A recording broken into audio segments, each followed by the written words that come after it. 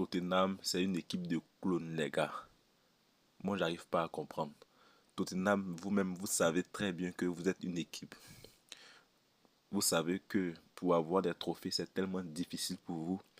Vous avez l'opportunité de remporter un trophée et vous laissez passer cette occasion. C'est-à-dire que vous menez 2 buts à 0 lors d'une finale. C'était quelque chose d'impensable. Personne ne pouvait penser que Tottenham pouvait marquer jusqu'à 2 buts devant le PSG. Et vous arrivez à réussir cet exploit-là. Et vous bardez. Vous n'arrivez pas à garder cet avantage-là. Jusqu'à la 85e minute, ça faisait 2 buts à 0. J'arrive pas à comprendre que vous n'avez pas pu gérer un 2 buts pendant 10 minutes. Non, Tottenham, c'est pas la peine. C'est une bande de clowns. Vous-même, vous savez que vous faites 100 ans. C'est chaque 100 ans que vous arrivez en finale.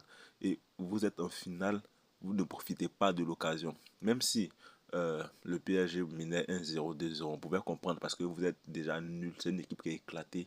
On pouvait comprendre parce que le Bayern même les a battus 4 buts à 0. Mais vous avez l'opportunité. Vous menez 2 buts à 0 et vous vous faites remonter par le PSG. En tout cas, bon, ça c'est pas équipe aussi. Donc là, on va pas trop parler. Donc d'abord, parlons de la compo. Le PSG a opté pour un système 4-3-3. Voilà. Donc il y avait Chevalier au poteau. Voilà.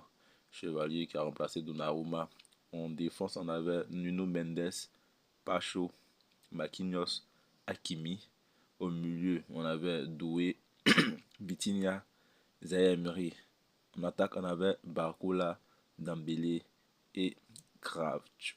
Son nom me fatigue en avance. Donc, pour moi, la première mi-temps a été dominée par le PSG. Le PSG a dominé la première mi-temps. Voilà, mais Tottenham a eu plus d'occasions. Voilà. En ce qui concerne la possession, le PSG a possédé 70% du ballon. Quant à Tottenham, ils ont eu que 30% du ballon. En ce qui concerne les tirs, Tottenham a tiré 9 fois au but plutôt. Et le PSG a tiré 4 fois au poteau. Tottenham a cadré 3 fois et le PSG a cadré 0 fois.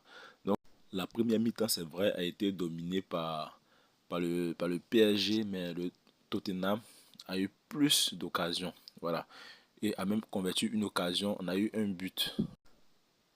Mais avant de parler de ce but-là, on a vu une perte de balle de Ousmane Dembélé. Voilà, Ousmane Dembélé qui a perdu la balle, comme vous pouvez le voir sur l'image. Ensuite, on a Richarlison qui a profité de cette perte de balle-là pour avoir un face-à-face avec le gardien. Mais malheureusement, il n'arrive pas à marquer parce que Chevalier s'est interposé. Voilà. Et ça, c'est l'une des premières occasions de la première mi-temps pour Tottenham. Ensuite, on a ce premier but-là dont je parlais. On a eu une reprise voilà, qui est venu se buter sur Chevalier. C'est-à-dire Chevalier a touché le ballon. Le ballon a limé le traversal et ensuite il a repris. Il y a un autre joueur qui a repris. Je ne sais pas si c'est le même joueur, mais en tout cas, le ballon a été repris et c'est ça qui a donné le premier but. Voilà, le premier but de Tottenham. Ensuite, on est passé directement à la deuxième mi-temps. À la deuxième mi-temps aussi, le PSG a dominé. Voilà. On a eu une possession de balle de 78% deuxième mi-temps pour le PSG et 22% pour Tottenham. Voilà. Il faut savoir qu'au début de la deuxième mi-temps, Tottenham a eu des occasions. Voilà. Et c'est par cette occasion qu'est venu le deuxième but de Tottenham. Voilà, sur une erreur grave de Chevalier. Chevalier qui a vraiment comme une bourde, c'est-à-dire il a mal intervenu. Voilà. Ils lui ont donné la balle cadeau, mais il n'a pas pu la caler.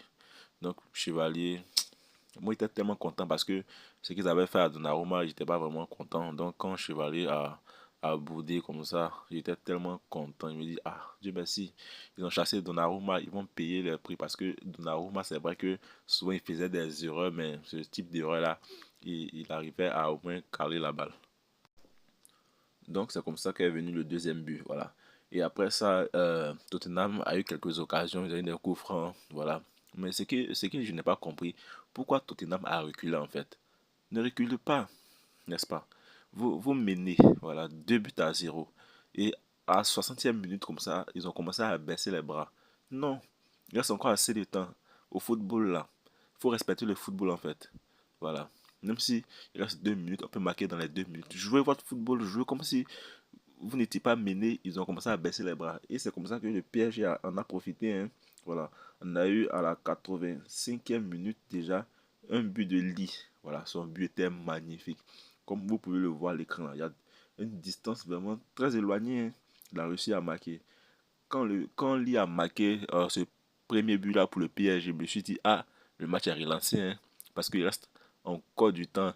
Vous baissez les bras. Et le Paris Saint-Germain, eux, ils ont une lueur d'espoir parce que là, ils se disent que bon, on n'a rien à perdre. Donc là, il faut tout donner. Donc après la réduction du score par Lille pour le PSG, je me suis dit non, le PSG va gagner ce match-là.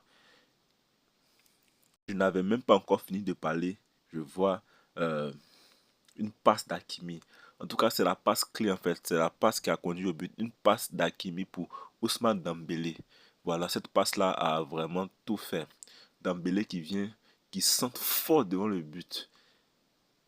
Bon, vous savez, hein, le gars. En fait, est-ce que vous avez vu un peu le changement gagnant de Luis Enrique? Ce sont les deux entrants qui ont marqué les 2 buts. Voilà.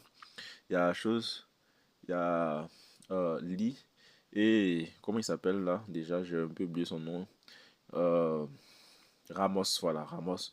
Les deux entrants qui viennent égaliser. C'est-à-dire qu'il a fait un coaching payant. Voilà. Un coaching gagnant. Donc, il a centré fort devant le but, comme vous pouvez le voir, Ousmane Dembélé. Et Ramos vient tête, bang, c'est marqué. Donc, quand il a vu ça, il dit, bon, c'est fini, hein, vous voulez quoi? Au séance de tir au but là. Le PSG ne peut pas venir de loin comme ça, puis venir perdre au séance de tir au but. Il a dit, le PSG gagnera cette coupe. Et c'est ce qui est arrivé, hein, c'est ce qui est arrivé. Ousmane Dembélé, bon, il n'y a plus de débat, il mérite le ballon d'or, il mérite le ballon d'or parce qu'on l'a vu aujourd'hui, hein, il a fait une passe, il était l'homme du match même, voilà. Il était l'homme du match. En tout cas, pour moi, bon, ce que j'aimerais dire, c'est que le PSG a laissé trop de, trop, trop d'occasions, en fait, à Tottenham. Voilà, ça, c'est quelque chose qui est vraiment dangereux, voilà. Je pense que le PSG, on n'est plus comme l'équipe où on disait l'équipe, la meilleure équipe du monde depuis que Chelsea les a gagnés là. Ils sont un peu fébriles.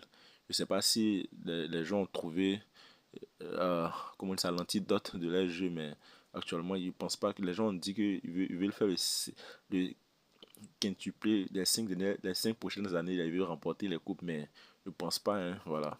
Ce qu'on a vu aujourd'hui, là, le PSG ne fait plus trop peur, voilà. Bien vrai que la saison arrive et le PSG est l'un des favoris, mais je ne pense pas que le PSG puisse faire peur encore. Voilà. Ce qui m'a plu, c'est leur caractère aussi dans le jeu, c'est leur caractère. Ils se sont. Parce que si c'était une autre équipe, cette équipe allait se dire que bon, on est mené 2-0, il reste 5 minutes dans le temps réglementaire, bon, c'est fini. Mais le PSG n'a pas abandonné. Le PSG a montré un fort caractère et a réussi à gagner. Moi, c'est ce qui m'a plu un peu dans ce match-là. Voilà. Ousmane Dembélé qui a été élu meilleur joueur du match. Même pour moi, il n'y avait pas un, un joueur qui s'est démarqué en tant que tel. Voilà. C'est vrai que Ousmane Dembélé a fait de très bonnes choses, ainsi qu'Hakimi, mais pour moi, il n'y avait pas un meilleur joueur. Voilà. Ramos aussi, qui est venu sauver le PSG, un peu le qualifier de meilleur joueur, mais pour moi, il n'y avait pas de meilleur joueur dans ce match-là. Voilà. Donc Tottenham aussi, c'est une équipe qui est nulle. C'est ce que j'ai retenu en fait de ce match-là. Faut jamais compter sur Tottenham. Si tu comptes sur Tottenham, tu vas jamais pouvoir faire ce que tu veux, mon gars. Voilà, donc c'était tout pour ce débrief. Merci d'avoir suivi cette vidéo. Abonnez-vous et on se retrouve dans une nouvelle vidéo pour un prochain débrief.